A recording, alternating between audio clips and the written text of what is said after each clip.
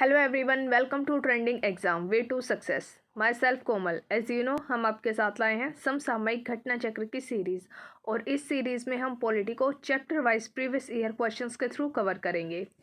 तो चलिए दोस्तों, स्टार्ट करते हैं आज का हमारा चैप्टर। और इस चैप्टर में हम पढ़ेंगे कुछ वर्गों के लिए विशेष उपबंध। इस सीरीज में ये हमारा चैप्टर नंबर 39 है। अभी तक हम 38 चैप्टर इस बुक के कंप्लीट कर चुके हैं। तो चलिए दोस्तों, स्टार्ट करते हैं। जैसा कि आप सभी को पता है, भारत का जो संविधान होता है वह इक्वलिटी के बारे में बात करता है। भारतीय संविधान में इक्वलिटी के बारे में बताया गया है, लेकिन कुछ प्रोविजंस ऐसे हैं जिनमें जो भारतीय संविधान है वह कुछ पॉजिटिव डिस्क्रिमिनेशन करता है। आप सभी को पता है दोस्तों कि जो भारत देश है उसके अंदर बहुत सारी विविधता हैं, और उन्हीं विविधताओं को देखते हुए भारत का जो संविधान है उसने पॉजिटिव डिस्क्रिमिनेशन की बात की है। तो जो भारत के अंदर ये प्रोविज़न लाया गया है कि कुछ वर्गों के लिए विशेष उपबंध, ये इसी पॉजिटिव डिस्क्रिमिनेशन का एक रूप है। भारतीय संविधान का जो भाग 16 है, इसके अंदर आर्टिकल 330 से 342 तक कुछ समुदाय, कुछ वर्ग ऐसे हैं जिनके लिए स्पेशल प्रोविज़न की व्यवस्था की गई है। भारत के अंदर कुछ अनुसूचित जातियां और अनुसूचित जनजातियां हैं जिनके लिए इनके लिए लोकसभा और राजस्थान के अंदर सीटों को रिजर्व किया गया है, जो कि पॉजिटिव डिस्क्रिमिनेशन का ही एक पार्ट है। भारत का जो संविधान है वह इक्वलिटी की बात करता है, लेकिन भारत का जो संविधान है वह इक्वलिटी अमंग इक्वल पीपल्स के लिए ही बात करता है। भारत के अंदर कुछ समुदाय ऐसे हैं जो इक्वलिटी से दूर हैं, यानी कि कुछ वर्ग ऐसे हैं जो पिछड़े वर्ग के हैं। तो इन सभी पिछड़े वर्गों को इक्वल लाइन में लाने के लिए ही भारतीय संविधान के द्वारा कुछ स्पेशल प्रोविजंस किए गए थे अनुसूचित जाति और अनुसूचित जनजातियों के लिए, जिसे पॉजिटिव डिस्क्रिमिनेशन कहा जाता है। तो चलिए दोस्तों, स्टार्ट करते हैं आज का हमारा फर्स्ट क्वेश्चन। भारतीय संविधान का भाग 16 आर्टिकल 330 से 342 तक संबंधित है। यहाँ पर आपको बताना है कि भारतीय संविधान का जो भाग 16 है, जिसमें आर्टिकल 330 से 42 तक आर्टिकल दिए गए हैं, वह किनसे रिलेटेड है। ऑप्शन ए प्रशासनिक अधिकरणों से, ऑप्शन बी अखिल भारतीय सेवाओं से, ऑल इंडियन सर्विसेज से, ऑप्शन सी वित्त आयोग से, ऑप्शन डी लोकसभा में अनुसूचित जाति और जनजाति के आरक्षण तथा आंग्ल भारतीय समुदाय के प्रतिनिधित्व से। तो यहाँ पर आपका ऑप्शन डी करेक्ट है। भारतीय संविधान का भाग 16, जिसमें आर्टिकल 330 से आर्टिकल 342 दिए गए हैं, यह कुछ स्पेशल प्रोविजंस करते हैं, जिसके अंदर लोकसभा में अनुसूचित जाति और अनुसूचित जनजाति के लोगों के लिए सीटों को आरक्षित किया गया है, रिजर्व किया गया है, और लोकसभा में आंग्ल भारतीय समुदाय के लिए भी सीटों को रिजर्व किया गया है। तो ये प्रोविजंस आपको दिए गए हैं आर्टिकल 330 से 342 के अंदर। क्वेश्चन नंबर 1 की एक्सप्लेनेशन देखते हैं। भारतीय संविधान के भाग 16 में, जिसमें आर्टिकल 330 से 342 तक दिए गए हैं, इसके अंदर कुछ विशेष वर्गों के लिए उपबंधों की व्यवस्था की गई है। जैसे कि आर्टिकल 330, लोकसभा में अनुसूचित जाति और अनुसूचित जनजाति के लिए स्थानों को आरक्षित किया गया है, रिजर्व किया गया है। इसके बाद आर्टिकल 331, इसमें लोकसभा में आंग्ल भारतीय समुदाय का प्रतिनिधित्व किया गया है। लोकसभा के अंदर जो एंग्लो इंडियंस होते हैं, इन लोगों की 2 सदस्य संख्या को निर्धारित किया गया है, इन्हें प्रतिनिधित्व दिया गया है आर्टिकल 331 के अंदर। यहाँ पर आपको एक नोट दिया गया है जिसे आपको देखना है। 104वें संविधान संशोधन अधिनियम, जो कि 2019 में हुआ था, इसके द्वारा लोकसभा में राष्ट्रपति के द्वारा जो एंग्लो इंडियंस समुदाय के 2 सदस्यों को नॉमिनेट किया जाता था, इस प्रावधान को अब निष्प्रभावी कर दिया है, एलिमिनेट कर दिया है। क्वेश्चन नंबर 2, यहाँ पर आपसे पूछा गया है कि भारत के संविधान में लोकसभा में अनुसूचित जनजातियों के लिए कुछ स्पेशल प्रोविज़न किए गए हैं, सीटों को रिजर्वेशन की बात की गई है। तो आपको ये बताना है कि लोकसभा के अंदर अनुसूचित जनजातियों के लिए सीटों के रिजर्वेशन की बात किस आर्टिकल के तहत की गई है। ऑप्शन ए आर्टिकल 330 में, ऑप्शन बी आर्टिकल 331 में, ऑप्शन सी आर्टिकल 332 में, और ऑप्शन डी आर्टिकल 333। तो यहाँ पर आपको बताना है कि लोकसभा के अंदर अनुसूचित जनजातियों के लिए व्यवस्था कहाँ की गई है। तो यहाँ पर आपका ऑप्शन ए करेक्ट है। आर्टिकल 330 के अंदर लोकसभा में अनुसूचित जनजातियों के लिए सीटों को रिजर्व किया गया है। भारतीय संविधान में लोकसभा में अनुसूचित जातियों और अनुसूचित जनजातियों दोनों के लिए ही आरक्षण की व्यवस्था की गई है आर्टिकल 330 में, जबकि ऐसा ही राज्यों में विधानसभाओं के संदर्भ में आर्टिकल 332 के द्वारा किया गया है। यानी कि जो आपका आर्टिकल 330 है, इसमें लोकसभा के अंदर अनुसूचित जाति और अनुसूचित जनजातियों के लिए सीटों को रिजर्व किया गया है और जो राज्य की विधानसभाएं हैं इनके अंदर भी अनुसूचित जाति और अनुसूचित जनजाति के लिए सीटों को रिजर्व किया गया है, लेकिन आर्टिकल 332 के अंडर। क्वेश्चन नंबर 3, किसी जाति या फिर जनजाति को अनुसूचित जाति और अनुसूचित जनजाति घोषित करने के लिए शक्ति संपन्न संवैधानिक प्राधिकारी कौन है। यहाँ पर आपको ये बताना है कि भारत के अंदर किसी भी जाति को या फिर जनजाति को अगर अनुसूचित जाति या फिर अनुसूचित जनजाति घोषित करना है तो यह किस अधिकारी के द्वारा किया जाएगा। ऑप्शन ए भारत के राष्ट्रपति के द्वारा, ऑप्शन बी भारत के प्रधानमंत्री के द्वारा, ऑप्शन सी समाज कल्याण मंत्री के द्वारा, ऑप्शन डी अनुसूचित जाति अनुसूचित जनजाति आयोग के अध्यक्ष के द्वारा। तो यहाँ पर आपका ऑप्शन ए करेक्ट है। भारत के अंदर अगर किसी जाति को या फिर जनजाति को अनुसूचित जाति या फिर अनुसूचित जनजाति घोषित करना है तो यह घोषणा भारत के राष्ट्रपति के द्वारा की जाएगी। तो ऑप्शन ए यहाँ पर आपका बिल्कुल करेक्ट है। आगे इसके एक्सप्लेनेशन देखते हैं। भारतीय संविधान के आर्टिकल 341 क्लोज 1 के तहत राष्ट्रपति किसी भी राज्य के संबंध में उस राज्य के राज्यपाल से सलाह करने के बाद उस राज्य की किसी जाति को अनुसूचित जाति के रूप में विनिर्दिष्ट कर सकते हैं। और साथ ही आर्टिकल 341 क्लोज 2 में ये प्रावधान दिया गया है कि जो पार्लियामेंट है वह कानून बनाकर किसी भी जाति को विनिर्दिष्ट अनुसूचित जाति की सूची में या तो सम्मिलित कर सकती है या फिर उसे बाहर निकाल सकती है। इसी प्रकार की शक्ति राष्ट्रपति को अनुसूचित जनजाति के संदर्भ में भी दी गई है आर्टिकल 242 के द्वारा। क्वेश्चन नंबर 4, यहाँ पर आपको 4 ऑप्शंस दिए गए हैं और आपको इनमें से बताना है कि कौन सा इनकरेक्ट ऑप्शन है। ऑप्शन ए, अनुसूचित जाति और अनुसूचित जनजाति की सूचियाँ प्रत्येक राज्य के लिए उस राज्य के राज्यपाल से एडवाइस लेने के बाद परामर्श करने के बाद राष्ट्रपति के द्वारा सन 1950 में जारी आदेश के द्वारा बनाई गई थी। ये बिल्कुल करेक्ट है। ऑप्शन बी, इस सूची में संशोधन केवल संसद अधिनियम बनाकर कर सकती है। ये भी बिल्कुल करेक्ट है। जो भारत के अंदर अनुसूचित जातियां और अनुसूचित जनजातियां हैं इनकी सूचियों के अंदर अगर संशोधन करना होता है तो वह पार्लियामेंट के द्वारा किया जाता है कानून बनाकर। ऑप्शन सी देखेंगे, अनुसूचित जातियों और अनुसूचित जनजातियों की सूचियां संबंधित राज्य सरकारों के द्वारा बनाई और संशोधित की जाती हैं। ऑप्शन सी यहाँ पर आपका इनकरेक्ट है, क्योंकि अनुसूचित जातियां और अनुसूचित जनजाति की जो सूचियां हैं वह संबंधित राज्य के राज्यपाल से परामर्श करने के बाद राष्ट्रपति के द्वारा बनाई जाती हैं।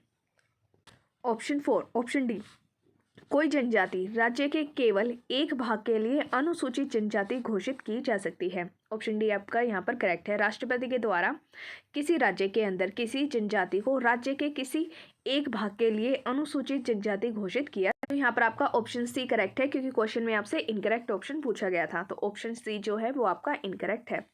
भारतीय संविधान के आर्टिकल 341 क्लोज 1 और आर्टिकल 342 क्लोज 1 के अंदर कुछ प्रावधान दिए गए हैं। इन प्रावधानों के तहत अनुसूचित जातियों और अनुसूचित जनजातियों की जो सूचियां होती हैं वह प्रत्येक राज्य के लिए उस राज्य के राज्यपाल से परामर्श करने के बाद राष्ट्रपति के द्वारा 1950 में जारी आदेशों के तहत बनाई गई है। साथ ही आर्टिकल 341 क्लोज 2 और आर्टिकल 342 क्लोज 2 के उपबंधों के तहत संसद ही जो पार्लियामेंट है भारत के अंदर वह पार्लियामेंट ही इन सूचियों के अंदर कोई संशोधन कर सकती है कानून बनाकर। कोई जाति जनजाति या फिर पूरे राज्य और उसके किसी भाग के लिए अनुसूचित जाति या फिर जनजाति घोषित की जा सकती है। क्वेश्चन नंबर 5, अनुसूचित जनजाति का दर्जा भारत के अंदर क्या है। ऑप्शन ए, हिंदुओं तक ही सीमित है। ऑप्शन बी, धर्म निष्ठा से तटस्थ है। ऑप्शन सी, हिंदुओं और ईसाइयों तक सीमित है। ऑप्शन डी, हिंदू और मुस्लिमों तक सीमित है। तो यहाँ पर आपका ऑप्शन बी करेक्ट है। भारत के अंदर जो अनुसूचित जनजाति होती है वह धर्म निष्ठा से तटस्थ होती है, यानी कि धर्म का इन जातियों के ऊपर कोई भी प्रभाव नहीं पड़ता है। तो ऑप्शन बी यहाँ पर आपका करेक्ट।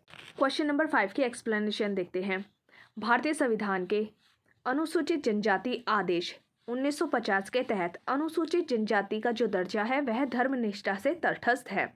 इसके अंदर किसी भी धर्म को शामिल किया जा सकता है, किसी भी धर्म को मानने वाले इस अनुसूचित जाति के अंदर शामिल किया जा सकता है। लेकिन जो आपका संविधान का अनुसूचित जाति आदेश 1950 है, इसके पैरा नंबर 3 में ये बोला गया है कि जो अनुसूचित जाति है इसके अंदर केवल हिंदू धर्म के लोग ही आएंगे, कोई अन्य धर्म के लोग नहीं आएंगे। लेकिन 1956 में एक अमेंडमेंट किया गया था जिसके द्वारा 1990 में बौद्ध धर्म को और सिख धर्म को भी अनुसूचित जातियों के अंदर शामिल किया गया था। रंगनाथ मिश्र की अध्यक्षता वाले राष्ट्रीय धार्मिक और भाषाई अल्पसंख्यक आयोग NCRLM ने इस पैरा को निरस्त किए जाने की रिकमेंडेशन दी थी। तो यहाँ पर आपको इस एक्सप्लेनेशन में ये बोला गया है कि जो संविधान का अनुसूचित जनजाति आदेश है 1950, इसके अंदर सिर्फ और इसके अंदर किसी भी धर्म के लोगों को शामिल किया जा सकता है क्योंकि यह धर्मनिष्ठा से तटस्थ है, इसके ऊपर धर्म का कोई भी प्रभाव नहीं पड़ता है। लेकिन भारतीय संविधान का जो अनुसूचित जाति आदेश है 1950, इसके पैरा नंबर 3 में ये बोला गया है कि इसके अंदर सिर्फ और सिर्फ हिंदू जाति को ही शामिल किया जाएगा। लेकिन 1956 में एक अमेंडमेंट की गई थी जिसमें बोला गया था कि इसके अंदर बौद्ध और सिखों को भी शामिल किया जाना चाहिए।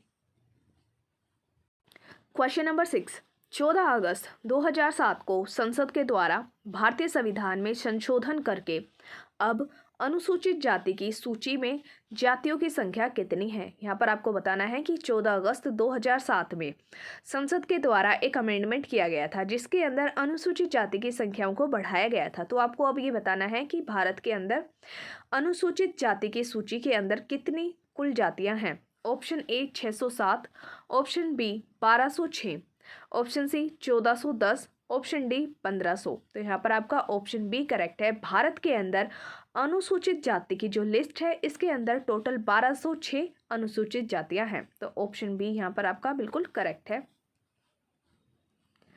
14 अगस्त 2007 को संसद के द्वारा संविधान अनुसूचित जाति आदेश 1950 में संशोधन किया गया था। इस संशोधन के बाद अनुसूचित जाति की सूची में अनुसूचित जातियों की संख्या 1206 हो गई थी।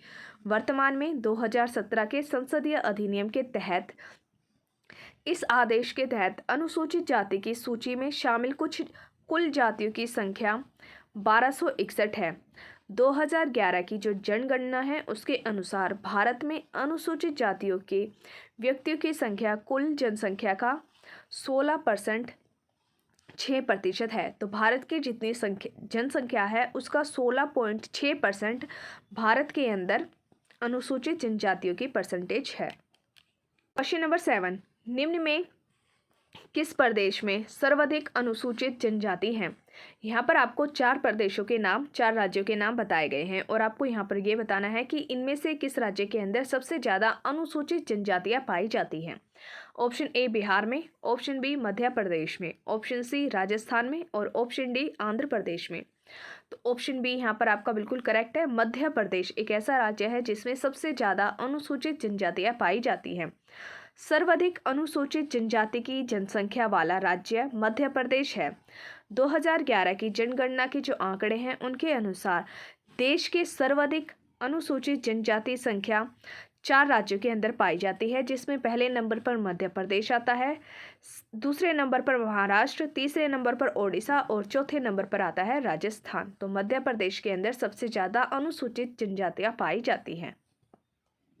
क्वेश्चन नंबर 8, निम्न में से किसमें या फिर किन में किसी भी जाति के लिए आरक्षण नहीं है। यहाँ पर आपको बताना है कि इनमें से किसके अंदर किसी भी जाति के लिए सीटों को रिजर्व नहीं किया गया है। ऑप्शन ए राज्यसभा में, ऑप्शन बी जम्मू कश्मीर विधानमंडल में, ऑप्शन सी राज्य के विधान परिषदों में और ऑप्शन डी उपयुक्त सभी के अंदर। तो यहाँ पर आपका ऑप्शन ए भी करेक्ट है और ऑप्शन सी भी करेक्ट है, क्योंकि जो भारत का संविधान है वह भारत के अंदर लोकसभा और जो राज्य की विधानसभाएं होती हैं इनके अंदर अनुसूचित जाति और अनुसूचित जनजाति के लिए सीटों के आरक्षण की बात करता है। लेकिन राज्यसभा और राज्य की जो विधान परिषदें हैं इनके अंदर सीटों को रिजर्व नहीं किया जाता है। तो यहाँ पर आपका ऑप्शन ए भी करेक्ट है और ऑप्शन सी भी आपका बिल्कुल करेक्ट है। अनुसूचित जातियों और अनुसूचित जनजातियों के लिए आरक्षण के लिए प्रावधान लोकसभा और राज्य की विधानसभाओं के अंदर किया गया है, लेकिन राज्यसभा और राज्य की विधान परिषदों के अंदर किसी भी जाति के लिए संविधान में आरक्षण का प्रावधान नहीं है। जम्मू और कश्मीर पुनः गठन अधिनियम 2019 के तहत जम्मू और कश्मीर राज्य को जम्मू और कश्मीर तथा लद्दाख दो अलग अलग यूनियन टेरिटरी के अंदर डिवाइड कर दिया गया है, विभाजित कर दिया गया है।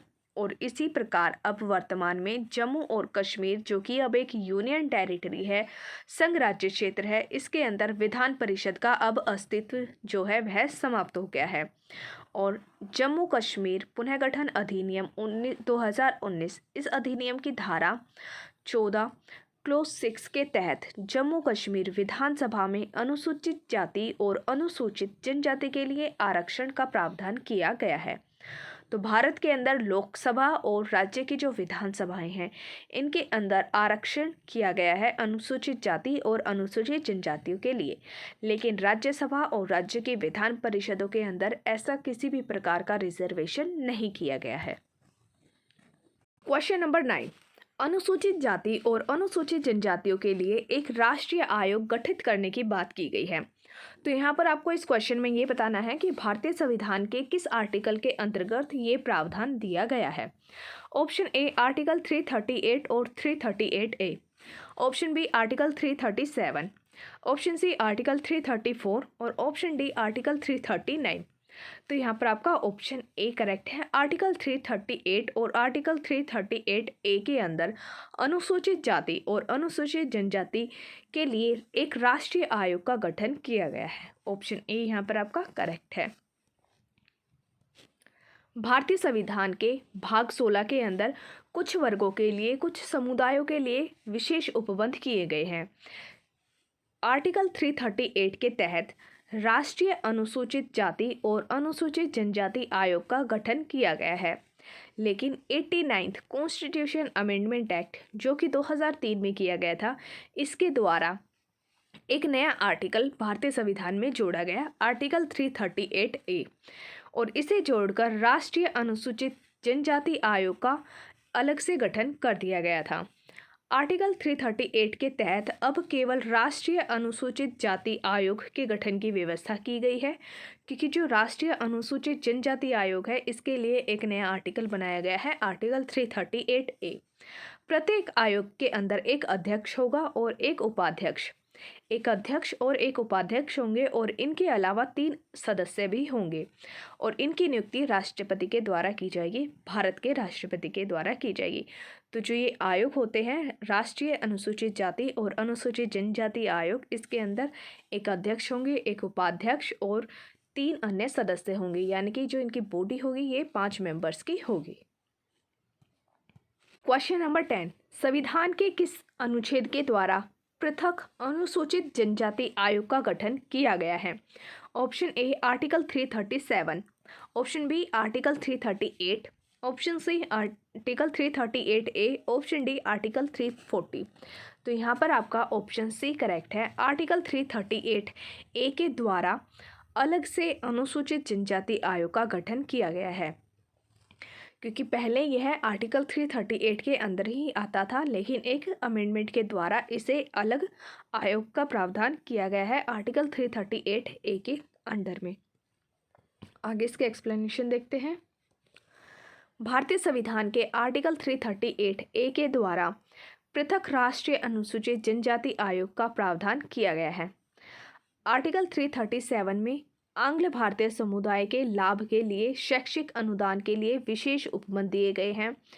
आर्टिकल 338 के अंदर राष्ट्रीय अनुसूचित जनजाति आयोग और आर्टिकल 340 के अंदर पिछड़े वर्गों की दशाओं के अन्वेषण के लिए आयोग की नियुक्ति का उल्लेख किया गया है। क्वेश्चन नंबर 11, निम्नलिखित में से कौन संवैधानिक निकाय है। यहाँ पर कुछ आपको आयोग के नाम दिए गए हैं और आपको बताना है कि इनमें से कौन कॉन्स्टिट्यूशनल बॉडी है। फर्स्ट, राष्ट्रीय मानव अधिकार आयोग। सेकंड, राष्ट्रीय अनुसूचित जनजाति आयोग। थर्ड, राष्ट्रीय जांच एजेंसी। फोर्थ, राष्ट्रीय आपदा प्रबंधन प्राधिकरण। तो यहाँ पर आपको बताना है कि इनमें से कौन सी बॉडी ऐसी है जो कॉन्स्टिट्यूशनल है, संवैधानिक निकाय है। तो यहाँ पर आपका ऑप्शन सी करेक्ट है, ओनली 2। राष्ट्रीय अनुसूचित जनजाति आयोग, यह आपकी कॉन्स्टिट्यूशनल बॉडी है, क्योंकि इसके बारे में संविधान में प्रावधान दिए गए हैं। आर्टिकल 338 के अंडर में राष्ट्रीय अनुसूचित जनजाति आयोग का गठन किया गया है, तो ये आपकी कॉन्स्टिट्यूशनल बॉडी है। लेकिन जो आपको अदर आयोग दिए गए हैं इनके यह कॉन्स्टिट्यूशनल बॉडी नहीं है, ये स्टैट्यूटरी बॉडी है, क्योंकि इन्हें कानून के द्वारा लाया गया था, पार्लियामेंट के द्वारा कानून बनाकर इनका गठन किया गया था। इनके बारे में संविधान में उल्लेख नहीं है, तो ऑप्शन सी यहाँ पर आपका करेक्ट है। आगे इसके एक्सप्लेनेशन देखते हैं। राष्ट्रीय अनुसूचित जनजाति आयोग, national council for scheduled tribes, इसका गठन संविधान के आर्टिकल 338 के तहत किया गया है, अतः यह एक संवैधानिक कॉन्स्टिट्यूशनल बॉडी है। राष्ट्रीय मानव अधिकार आयोग, राष्ट्रीय जांच एजेंसी और राष्ट्रीय आपदा प्रबंधन प्राधिकरण, ये आपके संवैधानिक निकाय नहीं है, बल्कि यह वैधानिक या फिर आप इन्हें सांविधिक निकाय भी कह सकते हैं, स्टैट्यूटरी बॉडी आप इन्हें कह सकते हैं, क्योंकि इनका गठन संसद की विधियों के द्वारा किया गया है, पार्लियामेंट के द्वारा कानून बनाकर इनका गठन किया गया है। क्वेश्चन नंबर 12, लोकसभा में एंग्लो इंडियन समुदाय के प्रतिनिधित्व के लिए प्रावधान भारतीय संविधान में किस अनुच्छेद के अंतर्गत किया गया है? यहाँ पर आपको बताना है कि लोकसभा में एंग्लो इंडियन समुदाय को जो प्रतिनिधित्व दिया जाता था वह किस आर्टिकल के तहत दिया जाता था। Option A article 331, option B article 221, option C article 121, option D article 139। तो यहाँ पर जो आपको ऑप्शन में आंसर दिया गया है वो कोई भी आपका करेक्ट नहीं है, क्योंकि जो ये क्वेश्चन आपसे पूछा गया है ये 2015 तक ही पूछा गया है। 2013 में पूछा गया था, 2010 में, 2015 में, लेकिन अभी 2019 में एक अमेंडमेंट किया गया था जिसके द्वारा इस प्रावधान को समाप्त कर दिया गया है, इसलिए यहाँ पर आपका कोई भी आंसर करेक्ट नहीं है। लेकिन अगर आप इस क्वेश्चन को इस ईयर के अकॉर्डिंग देखेंगे तो आपका ऑप्शन ए करेक्ट होगा। तो आइए इसके एक्सप्लेनेशन देखते हैं। लोकसभा में एंग्लो इंडियन समुदाय के प्रतिनिधित्व के लिए जो प्रावधान है वह भारतीय संविधान के आर्टिकल 331 के अंतर्गत दिया गया था। इस अनुच्छेद के अनुसार आर्टिकल 81, अनुच्छेद 81 में किसी बात के होते हुए भी अगर राष्ट्रपति ये राय देते हैं कि लोकसभा के अंदर एंग्लो इंडियन समुदाय का प्रतिनिधित्व पर्याप्त नहीं है, तो वह लोकसभा में उस समुदाय के 2 सदस्यों को नॉमिनेट कर सकते थे। आर्टिकल 334 के उपबंधों के तहत यह व्यवस्था मूल संविधान के प्रारंभ से 10 वर्षों तक की अवधि के लिए ही थी।